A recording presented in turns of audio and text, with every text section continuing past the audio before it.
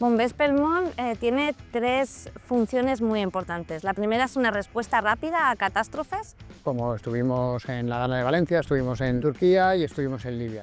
La segunda es capacitación a diferentes compañías de bomberos, en este caso voluntarios. Y la tercera es donación de material, como camiones o material de tipo bomberil. El trabajo de bombero no es una profesión cualquiera, es una profesión que no sirve para vivir tranquilo. Y como no es aquí, no lo es a nivel de todo el planeta. En la mayoría de países los bomberos son voluntarios, entonces lo que nosotros hacemos es impartir formaciones como pueda ser rescate acuático, incendios forestales, rescate de alta montaña, accidentes de tráfico o incendios de interior. Cada vez las emergencias son más espectaculares, más catastróficas y yo siempre lo pienso, no elegimos el modo en que el mundo es, pero sí podemos elegir el modo en el que podemos ayudar para hacerlo mejor.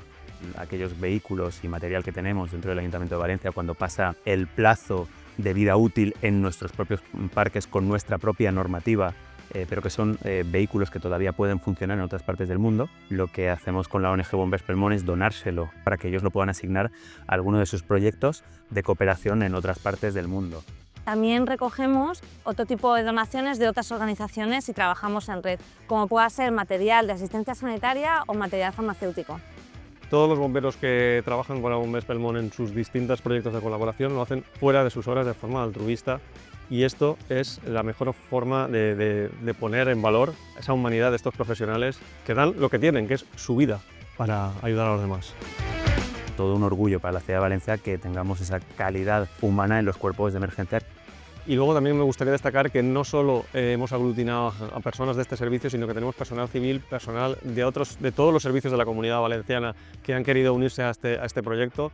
Quiero presentar en nombre del Gobierno del Ecuador el testimonio de gratitud por esta sensibilidad y en esta ocasión un paso más, la cooperación en un área muy sensible en defensa de nuestra naturaleza. Gracias, muy sentidas y felicitaciones por el gran trabajo. Para 2026 nosotros trabajaremos en proyectos de capacitación para bomberos voluntarios en Ecuador, en Marruecos, en Perú y en Paraguay como tercera edición que hacemos en Paraguay. El proyecto de Perú se llevará un camión donado del Ayuntamiento de Valencia a Bombers Pelmont para cuidar a quien cuida a la sociedad.